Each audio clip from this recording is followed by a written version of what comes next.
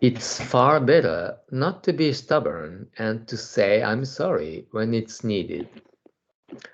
When you consider how much you'll regret losing someone important to you, haven't you had the experience of quarreling with a friend, loved one, or a relative with whom you didn't really want to lose contact and then finding yourself cut off from them? I'd like to get together again even now, if possible, but I can't.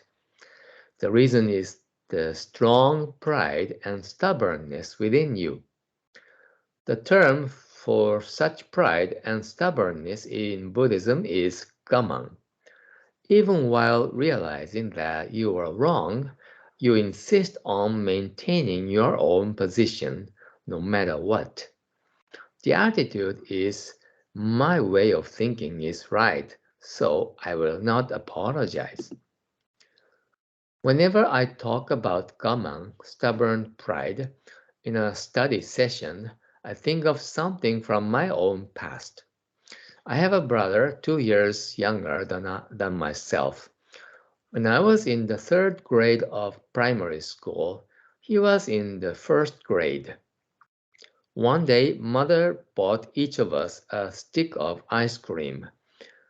The next day, my little brother excitedly took his ice cream out of the freezer and was about to eat it there in front of me. I stopped him. That's mine. I haven't eaten mine yet. My brother and I started to argue. I haven't eaten mine either. I bet you ate yours yesterday, he said. We continued to argue until finally, angry, I raised my fist. Just then I remembered, oh, I did eat my ice cream yesterday. Yet I couldn't lower my raised fist. I pushed the memory of having already eaten my ice cream way back inside and brought my fist down on the head of my frightened younger brother. Then I snatched the ice cream from him as he screamed at the top of his lungs and devoured it. Even today, I cannot forget the taste of that flavorless ice cream. People cannot honestly admit their mistakes even though they recognize them, but seek rather to defend them to the bitter end for appearance sake. It is this attitude that is called gaman in Buddhism. I think this gaman grows stronger as we grow older.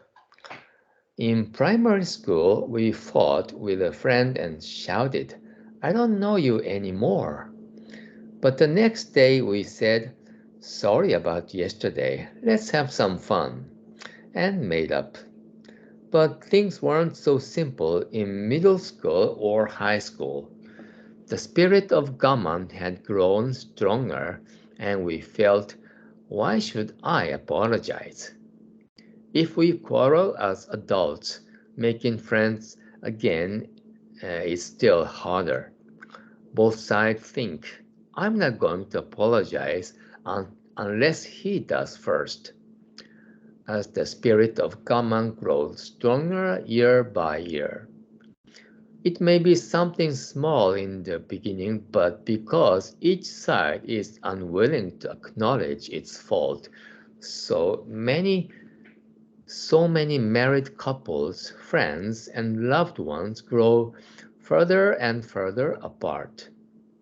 If we could only say, I'm sorry, please forgive me, we wouldn't have to lose someone irreplaceable. Our regrets over such matters seem only to increase as the years pass. Is our stubbornness and pride so great a thing that we must preserve it even at the cost of losing people who are important to us? In most cases, when we look back, we regret having made so much of something so little. Our true self would like to apologize, but stubbornness and pride prevent us from saying anything. We regret that people we don't want to lose as friends grow distant from us. Yet there seems to be nothing we can do about it. At such times, let's have the courage to try apologizing from our side. It may indeed take courage, but that's not too high a price to pay in comparison with our regret and emotional pain at losing someone important to us. Begin with the outward form. Try saying, I'm sorry, please forgive me. It's not too late. If you approach If you approach the other person with real sincerity, he or she will respond in the same way. The cartoon in the cartoon, the bear, I think it's bear, says, "I'm sorry," and the pig opens his heart and said, "Oh, that makes it hard to be angry." So let's initiate our apology when we realize we are in the wrong. That's the very good uh, action. It's the practice of patience and not being too pride. Okay, it's almost time today. So